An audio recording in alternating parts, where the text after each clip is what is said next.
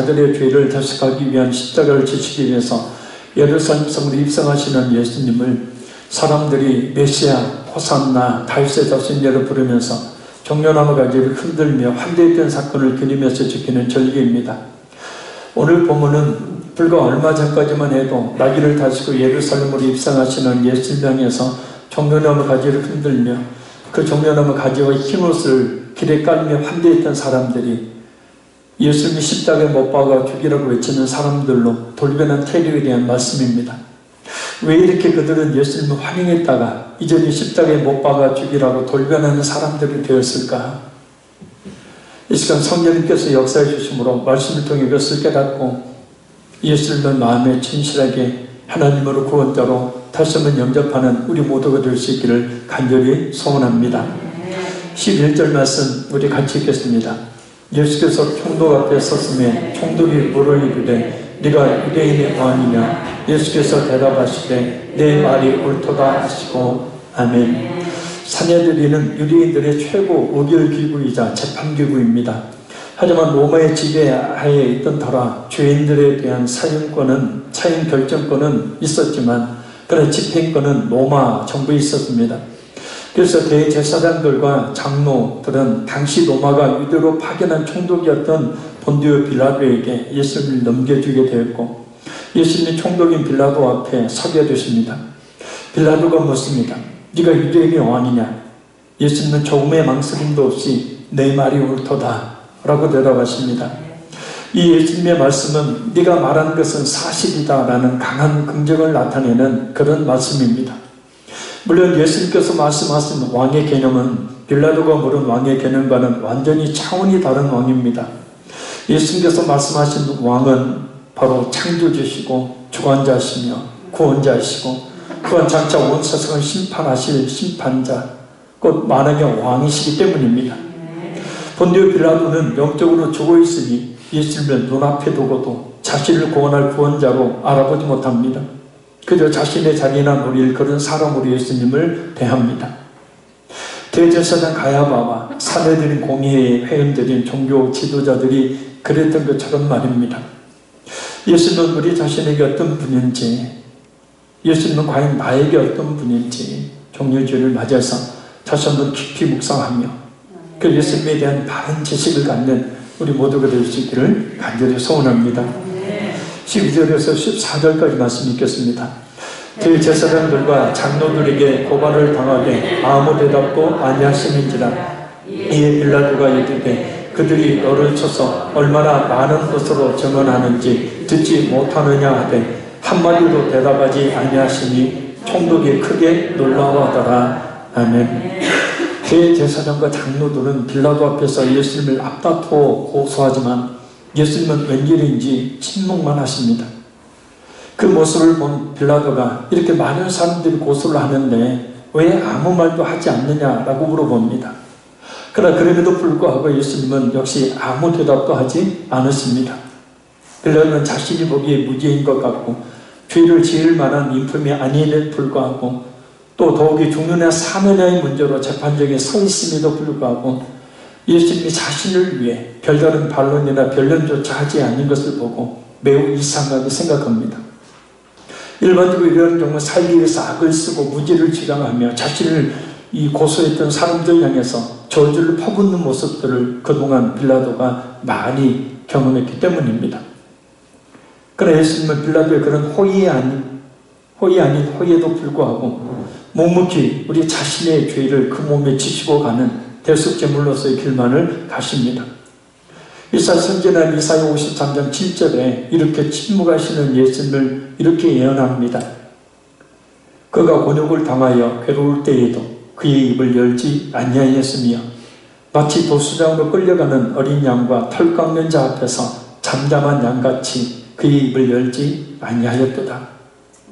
살려면 자신을 변론해야 하지만 죽으시기 위해서 오셨으니 죄가 없으시지만 변론하지 않으십니다. 우리의 죄를 짊어지고 죽어야 되는 대속제물로 오셨기에 우리의 영혼이 멸망보다 마땅한 그 부끄럽고 더러운 과거 현재 미래의 모든 죄를 그 무거운 죄를 그 몸에 대신 짊어지고 계셨기에 그 죄의 무게에 눌려 조금의 움직임도 느끼지 못하는 답답한 침묵, 그러나 당연한 침묵으로 우리 죄를 대속하기 위한 십자가를 향해 한 걸음 한 걸음 나아가고 계시는 것입니다. 이 예수님의 무겁고도 깊은 침묵이 우리를 살리는 영원한 구원의 복음이 되셨음을 우리는 결코 잊지 말아야 합니다. 만약에 예수님께서 이때에 하나님의 왕으로서의, 만왕의 왕으로서의 그 위치를 드러내시며 말씀하셨다면 아마 우리는 구원받지 못했겠죠. 15절에서 18절 우리 읽겠습니다. 명절이 되면 총독이 무리의 청원대로 죄수 한 사람을 놓아주는 전례가 있더니 그때 바라바라 하는 유명한 죄수가 있는데 그들이 모였을 때 빌라도가 물어 이르되 너희는 내가 누구를 너희에게 놓아주기를 원하느냐 바라바냐 그리스도라 하는 예수냐 하니 이는 그가 그들의 시기로 예수를 넘겨준 줄 알미더라. 아멘. 당시 이대 총독은 명절인 6월절에 죄수 중에 한 사람을 놓아주는 권한을 가지고 있었습니다. 근데 그때 누가복음 23장 19절을 보면 반란자요 살인죄를 범한 바라바라는 유명한 죄수가 예수님과 함께 잡혀 있었습니다. 빌라도는 대제사장과 장로들 그리고 일반 백성들에게 예수님과 바라바 중 누구를 놓아주기를 원하는지를 묻습니다. 이렇게 물었던 이유가 있습니다. 그래서 18절 말씀처럼 대제사장들과 장로들이 무지한 예수님을 시기하여 죽이려고 한다는 것을, 그것이 정치적인 공모술수라는 것을 정치에 능한 빌라도가 이미 간파하고 있었기 때문입니다. 그래서 가장 악한 살인자의 반란을 일으켰던 바라바 예수님 중 하나를 놓아줄 테니 무리들에게 선택하려고 한다면 이 빌라도 생각에는 분명히 바라바보다는 당시 많은 사람들에게 선한 납비로 인정되었던 예수님을 놓아주라고 할 줄 알았습니다. 그러나 빌라도 예상과는 달리 대제사장들과 장로들의 부치금을 받은 무리들은 일제히 바라바를 놓아주라고 아우성을 칩니다. 우리 그 장면 봅니다. 20절에서 22절입니다. 대제사장들과 장로들이 무리를 권하여 바라바를 달라하게 하고 예수를 죽이자 하게 하였더니 총독이 대답하여 이르되 둘 중에 누구를 너희에게 놓아주기를 원하느냐 이르되 바라바로소이다. 빌라도가 이르되 그러면 그리스도라는 예수를 내가 어떻게 하랴. 그들이 다 이르되 십자가에 못 박혀야 하겠나이다. 아멘. 대제사장들과 장로들이 쉽게 동요하는 무리들 충동기를 압니다. 항상 이것이 문제죠. 무리들은 바라바를 놓아주라고 합니다. 빌라도가 그럼 그리스도라 하는 예수를 어떻게 하기를 바랐느냐라고 묻자 이구동성으로 십자가에 못 박아 죽이라고 외칩니다. 대제사장들과 장로들과 백성들의 영적인 무지는 결국 이런 영원히 돌이킬 수 없는 어리석은 선택을 하고야만 합니다. 대제사장들의 장로들에게 또한 그들을 따랐던 유대인들에게도 예수님을 믿어 영원한 생명을 얻을 수 있는 기회들이 있었습니다. 그러나 그들은 그 기회들을 이렇게 다 저버리고 맙니다. 아니 세상에 대한 욕심이 그 기회를 찾지 못하도록 막아버린 겁니다. 세상 권력에 대한 욕심, 명예에 대한 욕심, 그리고 물질에 대한 욕심, 성공에 대한 지나친 욕심이 눈앞에 계신 예수님을 제대로 보지 못하도록 만들어버린 거예요.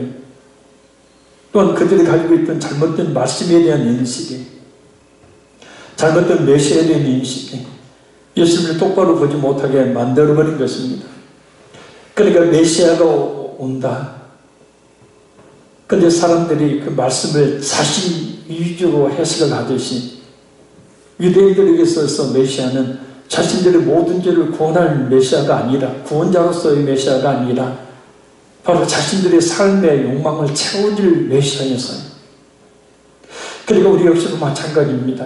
우리가 믿는 예수님에 대한 그 믿음의 목적이 무엇인지, 믿음을 물론 성령 하나님께서 선물로 주셨지만 내가 믿는 믿음의 대상인 우리 하나님, 우리 예수님에 대한 그 믿음의 목적이 무엇인지를 다시 한번 종료주를 맞아서 되새겨보는 시간이 되기를 간절히 소원합니다. 이 사람들만큼이나 또한 안타까운 사람이 한 명 있죠. 영원토록 예수님을 십자가에 내어준 사람은 불명예를 짊어진 사람, 바로 본디오 빌라도입니다.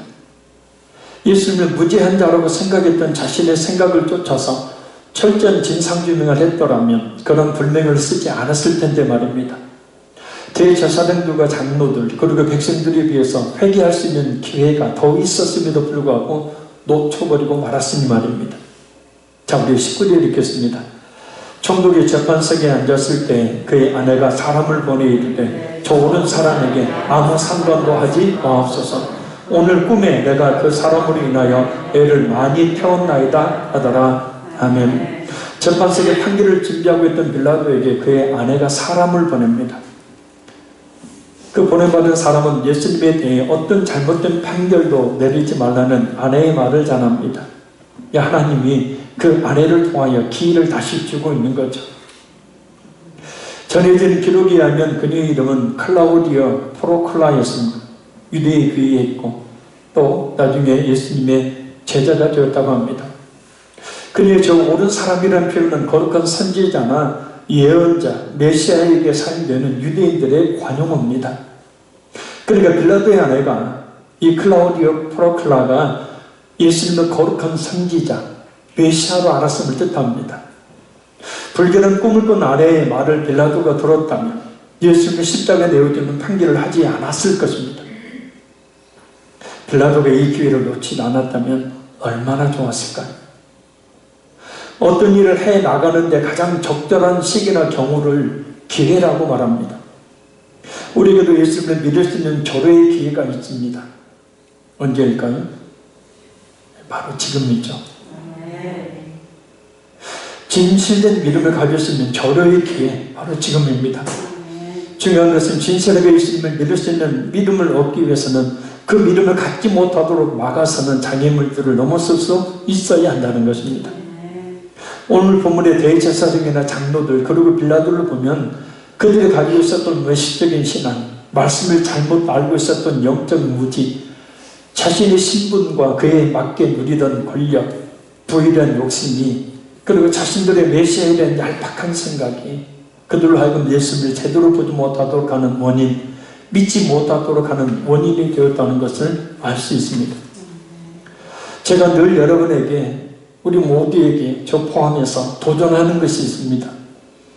그것은 교회에 다닌 지 오래되었어도 집안이 온통 믿는 집안이어도 집안에 목회자가 있어도 또 내가 목사, 장로, 집사, 권사의 직분을 받았어도 또 믿는다고 고백을 했어도 항상 예수님을 내가 진실하게 믿고 있는지를 점검해 보라는 것입니다. 우리가 이 세상에 태어난 가장 중요한 이유, 우리가 이 세상에 살고 있는 가장 큰 이유, 그리고 우리가 신앙생활을 하는 가장 중요한 이유는 오직 우리의 영혼이 구원받기 위함이기 때문입니다. 베드로전서 1장 9절 말씀에 믿음의 결국 곧 영혼 구원을 받으니라. 그러니까 우리의 믿음의 목적은 결국은 영혼 구원을 받기 위함이다라는 거죠. 우리가 이 세상에서 사는 날 동안에 구원을 받지 못한다면 그 인생은 아무리 떵떵거리며 잘 살았던 인생이었다 하더라도 헛된 인생이죠. 영원히 그 지옥에서 슬피 울며 이를 가는 후회를 남기는 인생이 되고 말기 때문입니다.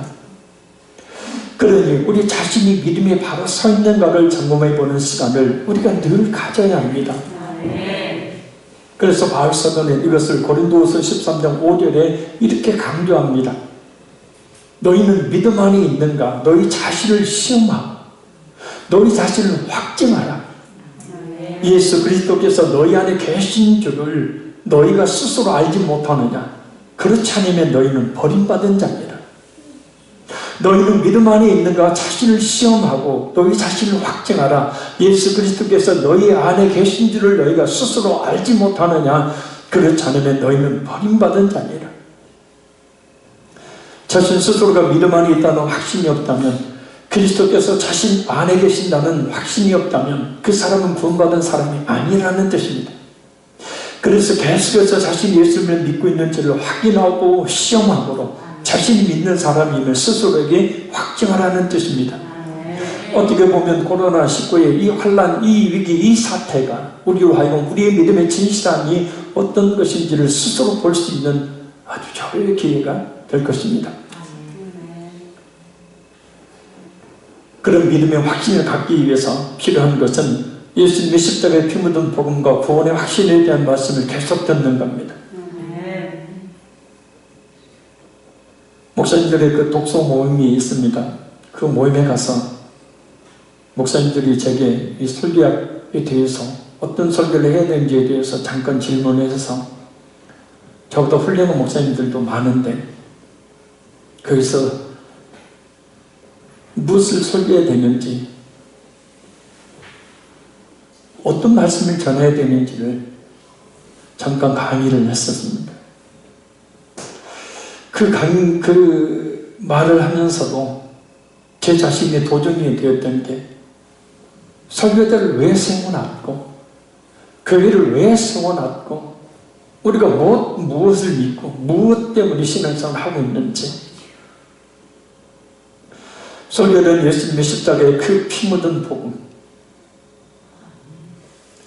구원의 진리에 대한 말씀을 쉼없이 전해야 합니다. 그리고 듣는 회중들은 예수님의 십자가의 복음을 듣고 예수님을 믿어야 하며 믿는 사람들은 그 말씀을 통해 다시 한 번 내 자신의 믿음을 돌아보고 확증하는 견고하게 하는 시간을 가져야 합니다. 믿음은 바로 예수님에 대한 말씀을 들음으로 생기기 때문입니다. 아주 귀한 가치 있는 어떤 물건을 꺼내보고 또 꺼내보는 것이 결코 흠이 되는 일이 아니듯이 말입니다. 오히려 귀한 물건을 꺼내보지 않는 것이 이상한 일이 아닙니까? 구원의 진리를 생각하여 구원의 확신을 가져보지 않는 것이 구원의 확신에 대해서 자꾸 묻는 것을 귀찮게 생각하는 것이 예수님의 십자가 복음의 실증을 내는 것이 오히려 더 이상한 일이듯이 말입니다. 지금 한국 사회는 온통 가짜뉴스로 뒤덮여 있다시피 하고 있습니다. 진실은 그 자리를 가짜뉴스에 내어줄 수밖에 없었고 가짜뉴스가 진실의 자리를 차지하고 있는 형국입니다. 가짜뉴스가 자리를 잡으니 아무리 진실이 이것이다 라고 외쳐도 많은 사람들은 그 진실의 소리를 귀담아 듣지 않습니다. 한번 그 사람은 이런 사람이야 라고 생각하는 잘못된 고정관념이 한 사람을 그 사람을 나에게 언제나 똑같이 그런 사람만은 인식하게 만들어버리는 결과를 낳듯이 수많은 거짓된 외침 속에 파묻혀 계신 예수님 그 영적으로 깨어있다가는 종교 지도자들이 대제사장 장로들이 그렇게 끊임없이 예수님에 대해서 힐난했던 그 소리를 듣고 그 소리에 그 가짜 뉴스에 속아서 예수님에 대한 인식을 제대로 갖지 못하는 예수님에 대한 잘못된 고정관념은 대제사장과 장로들로 하여금 끝까지 예수님을 구원자로 받아들이지 못하도록 하고 자신들만 그러면 좋은데 다른 많은 사람들까지도 그렇게 만들어버렸습니다. 예수님에 대한 잘못된 고정관념은 극단으로 치달아서 결국 자신들을 구원할 하나님이신 예수님을 알아보지 못하고 십자가에 못 박아 죽이라고 외치게 만들어버립니다. 예수님을 제대로 만나지 못하면 예수님이 내게 피부를 채워주지 않을 때 그 예수라는 존재는 얼마든지 내팽개쳐버릴 수 있는 버릴 수 있는 예수가 되는 겁니다. 우리는 그렇지 않지만 예수님에 대한 말씀을 통한 바른 지식을 가져서 진실한 바른 믿음을 갖는 우리 모두가 되시기를 바랍니다. 23절에서 26절까지 말씀 읽겠습니다. 빌라도가 이르되 어찌 미냐 무슨 악한 일을 하였느냐 그들이 더욱 소리질러 이르되 십자가에 못 박혀야 하겠나이다 하니니라. 빌라도가 아무 성과도 없이 도리어 밀란이 나려는 것을 보고 물을 가져다가 무리 앞에서 손을 씻으며 이르되 이 사람의 피에 대하여 나는 무지하니 너희가 당하라. 백성이 다 대답하여 이르되 그 피를 우리와 우리 자손에게 돌릴지어다 하거늘 이에 바라바는 그들에게 놓아주고 예수를 채찍질하고 십자가에 못 박히게 넘겨주니라. 아멘. 예수님에게서 십자가형에 처할 만한 죄를 찾지 못한 빌라도는 예수가 무슨 악한 일을 행했기에 십자가에 못 박으라 하느냐라고 반문합니다. 그러나 우리는 더욱 소리를 지릅니다. 예수님이 십자가에 못 박아 죽이라고 말입니다. 그래서 진리보다는 자신의 정권을 유지하기 위한 생각만 그랬던 빌라도는 백성들의 그러한 요구를 과감하게 뿌리치지 못합니다. 오늘 본문에 밀란이 날까 두려워서 군중들이 요구를 그대로 받아들이고 맙니다. 그리고 기회를 스스로 줘버리고 그래도 뭔가 찝찝했는지 물을 가지고 손을 씻으면서 자신 예수님을 죽인 것에 대한 책임이 없다는 결백을 주장해버리고 합니다. 그래서 신앙에는 항상 과감한 결단이 필요합니다. 많은 사람이 옳다고 가더라도 그 옳은 것이라는 것이 성경의 빛이요 옳은 것인지를 잘 분별할 수 있는 지혜가 필요합니다. 우유부단하면 또한 자꾸 이런저런 이유를 들어서 다음으로 미루면 결코 성경대로 신앙생활을 할 수가 없습니다. 그 어느 때보다도 지금은 말입니다. 과감한 신앙에 대한 결단이 요구되는 때입니다. 빌라도의 물을 가져다가 손을 씻는 단순한 정결 행위가 예수님을 죽인 것에 대한 책임을 면할 수 없듯이 적당한 신앙생활이란 형식적인 메시적인 신앙생활이란 자기 생각에 맞추는 신앙생활이란 결코 자신을 구원으로 인도할 수 없기 때문입니다. 빌라도가 물을 가져다 손을 씻으며 이 사람의 피에 대하여 나는 무죄하니 너희가 당하라고 말하자 백성들은 그 피를 우리와 우리 자손들에게 돌릴지어다 라고 외칩니다. 결국 흉악한 범죄자 바라보는 풀려나지만 예수님은 채찍질을 당하며 십자가에 못 박히도록 넘겨집니다. 백성들은 예수님이 십자가에 못 박아 죽이는 것을 당연한 것으로 여깁니다. 더 나아가서 하나님의 아들을 죽인 죄를 자신들과 자신의 후손들에게 다 담당하겠다고까지 말합니다. 그러나 이들의 이 잘못된 결함된 외침이 자신들은 물론 자신들의 후손들에게 얼마나 큰 끔찍한 처참한 결과를 가져올지 그들은 감히 상상하지도 못했을 겁니다. 그들의 말은 그대로 이루어지죠. 예수님이 죽인 지 37년 후인 AD 70년 로마의 티투스 장군에 의해서 예루살렘이 멸망을 당할 때 요세푸스의 기록에 의하면 무려 110만 명이라는 엄청난 유대인들이 아주 끔찍하게 학살을 당합니다. 현대사를 보면 제2차 세계대전 당시에 무려 650만 이상의 유대인들이 가히 세계사의 전무후무한 소위 유대인들이 한꺼번에 학살을 당합니다. 또한 지금 전 세계 그쪽 유대인들을 표적을 하는 테러가 발생해서 많은 유대인들이 죽어가고 있습니다. 이것은 그들이 자초한 대로 앞으로 주님 오실 그날까지 계속될 것입니다. 그들이 철저히 회개하는 그날까지 계속될 겁니다. 예수 그리스도를 죽인 결과에 대한 저주가 지금도 이렇게 그들의 후손들에게 이어지고 있으니 참 무서운 일이 아닐 수 없습니다. 이 사건들은 예수님이 십자가에 못 박아 죽게 한 사람들과 그의 후손들뿐만 아니라 예수 그리스도를 믿지 않는 사람들에게 영원히 내릴 심판이 어떤 것인지 교훈이 되는 사건이죠. 예수 그리스도의 피가 우리 자신의 과거, 현재, 미래 모든 죄를 씻는 죄 씻음의 피가 되어야 합니다. 예수님이 십자가에 못 박았던 사람들에게 임했던 저주의 피가 되어서는 안 됩니다. 그래 그 피가 우리 모두에게 속죄의 피로 흘러넘치기를 바랍니다. 흘러넘칠 속죄의 피가 우리 모든 과거, 현재, 미래의 죄를 깨끗이 씻어 하나님께서 제 의롭다 판단하시면 의인으로 거듭난 역사가 있기를 바랍니다. 그래서 무엇보다 우리에게 예수님이 어떤 분이신지에 대한 재정립이 필요한 시간입니다.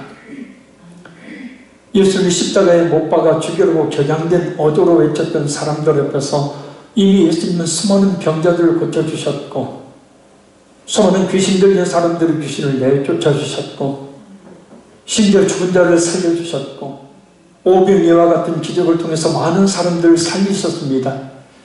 그들의 삶의 필요에 대한 응답하실, 필요에 대해서 분명하게 응답하실 하나님이심을 똑똑히 보여주셨어요. 그러나 그들이 요구했던 정치적 왕으로서의 욕구를 예수님께서 충족시켜주지 않자 그들은 예수님을 십자가에 못 박아 죽이라고 외치는 자들, 예수님을 버리는 자들로 돌변하고 맙니다. 예수님은 과연 우리 자신에게 어떤 분입니까? 오늘의 많은 기독교인들처럼 혹시 우리 자신이 가지고 있는 어떤 욕망을 채워주지 않으면 그냥 버릴 그런 분입니까? 병을 고쳐주지 않으면 물질 주시지 않으면, 성공하고 번성해 주시지 않으면, 우리 자녀들, 우리 자식들 잘되게 해주시지 않으면, 내가 바라고 원하는 것 이루어지지 않으면 그는 언제든지 한시작자로 버릴 그런 분이 아닌지. 그런 목적으로만 예수님을 믿고 따른다면 어쩌면 예수님을 눈앞에 두고도 영원토록 예수님을 진실하게 믿지 못할지도 모릅니다. 여러분, 세상의 욕망으로 충혈된 그 눈으로, 그런 눈으로는 예수님을 똑바로 볼 수 없습니다. 예수님을 통해서 어떤 것을 이루려고 하는 그런 충혈된 눈으로 예수님을 봐서는 제대로 볼 수 없습니다. 저도 피곤할 때 심실줄이 딱 터져가지고 제대로 보이지가 않더라고요.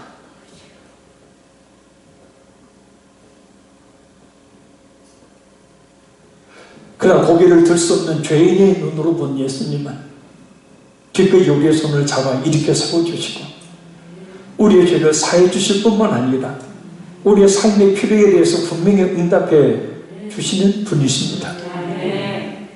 우리가 분명히 알아야 합니다. 예수님은 바로 우리의 모든 죄 가운데서 구원하시려고 오셨다는 것을 말입니다.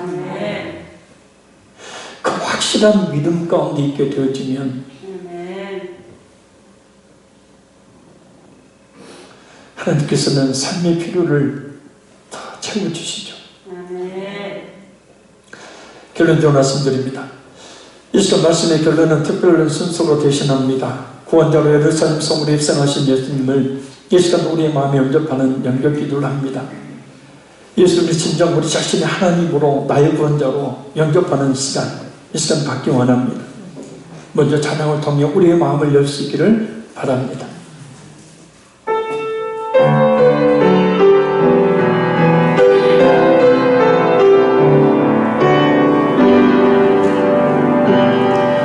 내가 주의 삶은 모든 건 내려놓고 내 주 대신 주 앞에 나가 내가 사랑했던 모든 건 내려놓고 주님만 사랑해.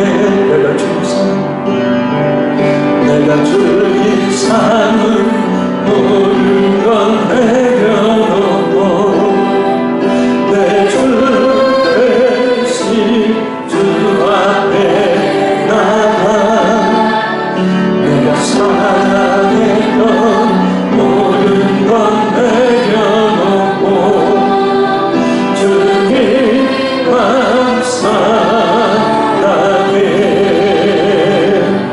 주 사랑 오직 그만해도 깊은 바다처럼 나를 잠잠케 해. 주 사랑 내 영혼의 반석 그 사랑 위에 서리. 이 시간 우리 예수님을 진심으로 믿기 원하는 성도는 눈을 조용히 감으시고 그리고 두 손을 가슴에 모으십시오. 그리고 제가 하는 기도를 진심으로 따라하심으로 우리 예수님을 많이 영접하는 이 시간이 되기를 간절히 소원합니다. 살아계신 하나님, 저는 죄인입니다.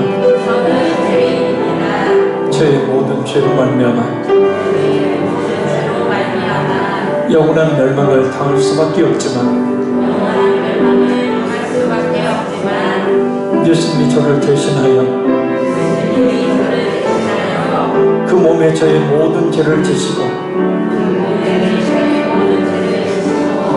십자가에 죽으심으로 제 모든 죄를 사하신 것을 제 마음에 믿습니다. 예수님, 지금 제 마음에 오셔서 저의 영원한 삶의 주인이 되게 하여 주시고 저를 인도하여 주옵소서. 진실한 믿음을 갖게 하시고 날마다 주님을 따르게 하옵소서. 예수님 사랑합니다. 예수님 믿습니다. 예수님 이름으로 기도합나이다. 아멘. 모두 자리에서 일어서 주시길 바랍니다.